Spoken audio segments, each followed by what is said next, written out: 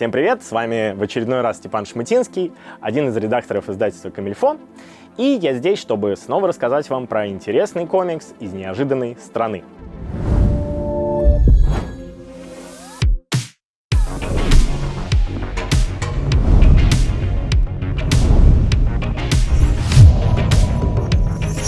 И на этот раз это Аргентина. В 2017 году, когда только-только появилось издательство «Конфедерация», в котором я был главным редактором, мы прямо-таки коллекционировали страны, откуда еще показать комиксы. То есть там была и Финляндия, и Швеция, и чего там только не было. Бразилия, Япония, Португалия. И еще тогда я обратил внимание на эту книгу, которая называется «Самый долгий день будущего» от аргентинского автора Лукаса Вареллы.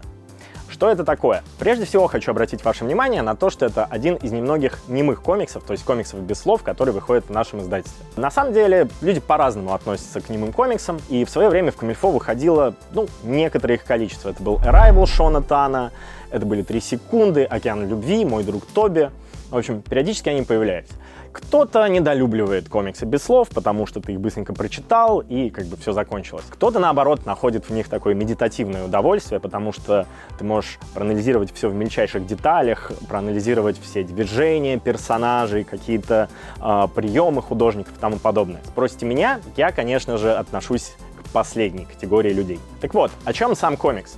Если вы видели легендарную и очень популярную во всех интернетах карикатуру замечательного английского художника Тома Голода о том, что, симметричная картина с кораблями, башнями, какими-то вояками и тому подобное, и на одной стороне написано «Это наш главный и честный правитель», а с другой стороны этот же персонаж подписан как их ужасный диктатор. Потом написано «Это наша доблестная армия», и с другой стороны написано, что это коварные варвары-захватчики. Вот в целом эта книжка рассказывает примерно об этом.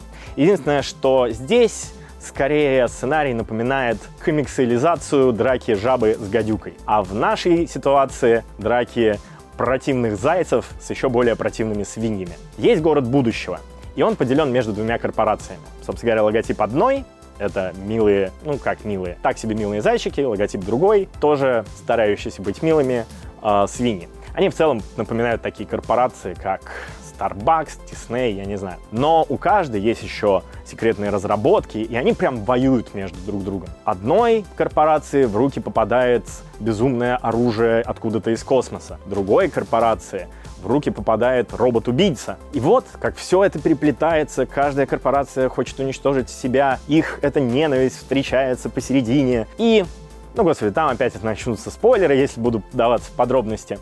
Тем не менее, просто расскажу, что Лукас Варелла очень крутой художник, и, наверное, он мог стать аниматором, если бы так не любил комиксы. А комиксов у него вышло очень много, и это одна из первых его работ. И несмотря на то, что все эти рисунки у нас статичны на бумаге, все равно создается стойкое ощущение, как будто ты смотришь какую-то резиновую анимацию начала карьеры Диснея, или там даже Щекотку и царапку из «Симпсонов». В общем, зрелище великолепное. На что я опять распинаюсь, если всегда можно попросить автора сказать пару слов об его комиксе. Лукас? Hi, I'm Lucas Varela. I'm the author of The Longest Day of the Future. And I want to say thank you for all the readers.